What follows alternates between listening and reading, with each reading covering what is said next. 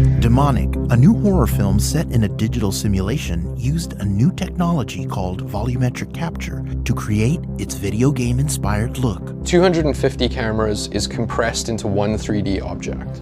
This is Neil Blomkamp, the director of Elysium, Chappie, and the groundbreaking District 9. All of the science fiction films that I've done before have maybe a tinge of horror to them, and this horror film has a tinge of science fiction to it. Let's walk through Neil's process of rolling 250 cameras all at once to create Demonic's simulated world.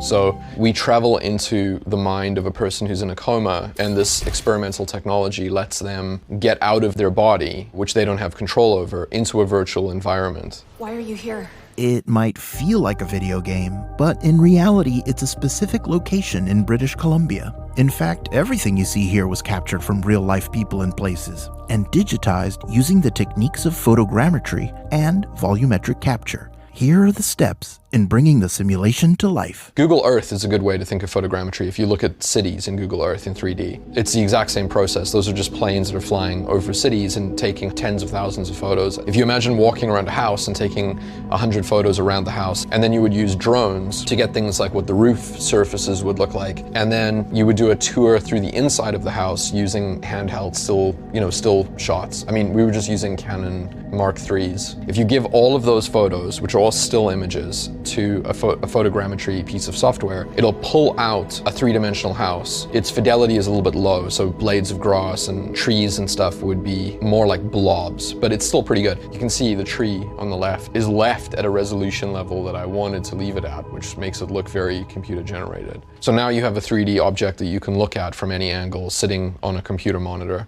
Although photogrammetry has been around a while, volumetric capture hasn't, especially not in filmmaking. Volumetric capture is the idea of grabbing three-dimensional holographic video instead of two-dimensional video of a performance of actors at 24 times a second. So it's essentially a motion version of photogrammetry. So you're not locked into a single angle, you have like a three-dimensional stage play of their performance. So in the case of Demonic, if we have Carly and Natalie in the same room acting with one another, if you were to pause any frame in there, you could move around them in 3 dimensions because any individual one frame is a frozen 3-dimensional piece of geometry. Filming in volumetric capture is very taxing. It's a highly synthetic environment that is not great for actors. I mean, it's essentially a scaffold cage of cameras that are around them. We had 250 cameras, and you want those 250 cameras to be incredibly close to them. And then when you get to the front door, we would wheel in a plywood door that obscured her as little as possible, so it would just look like a skeleton of a door. And that would give her something to push open. If she goes upstairs, we'd bring in plywood stairs that she would go up.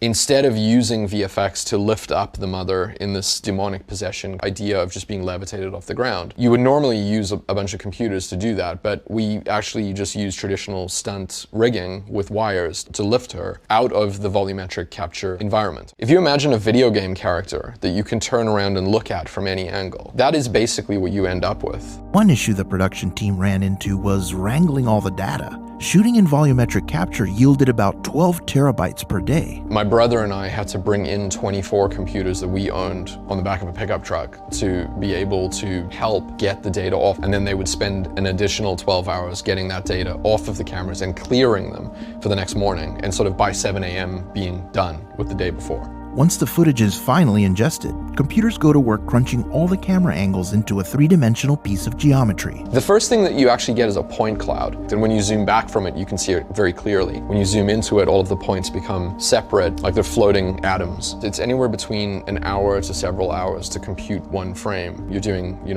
thousands of frames. It took months. In fact, VFX artists, with the help of Unity, a game engine used to make games like Pokemon Go, Monument Valley, and Cuphead, had to create a custom workflow with enhanced processors in order to be able to render the enormous volumetric datasets into virtual reality, where the shots were then filmed. You're basically dragging a 3-dimensional actor and placing them on the floor of your building that you've gathered also using photogrammetry.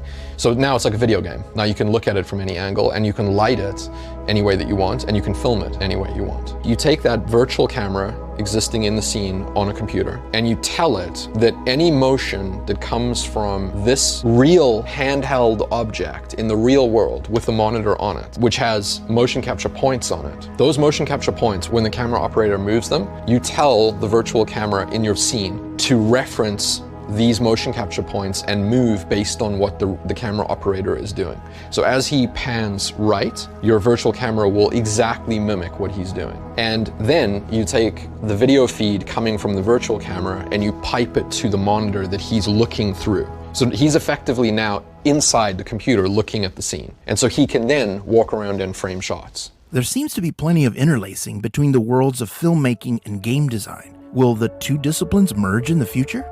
It seems to me where video game technology will go is in a direction of more and more photorealism on every level, like lighting, character, physics, and particle simulations. So it becomes an immersive world for the person playing the game. The idea of narrative in future gaming or future immersive worlds may take a backseat to allowing the gamer to just interact in the way that they want, like a Grand Theft Auto kind of open world. It's all about the agency of the gamer, where on the film side or the TV side, the whole point is to be a passive audience member. So you're sitting and being told a story, which is a very different experience. Film has spent 100 years refining what it does. The only way that I can see it really changing would be something like volumetric capture, where you could sit and watch the actors through VR. You could have conversations taking place between actors where you're sitting at the table with them. And it may be something that audiences find interesting and useful, and it may also not. It's hard to know where that will go. But I think the revolutions of how stories are told are basically quite locked in now. What we see now, I think, will be there for quite a few years.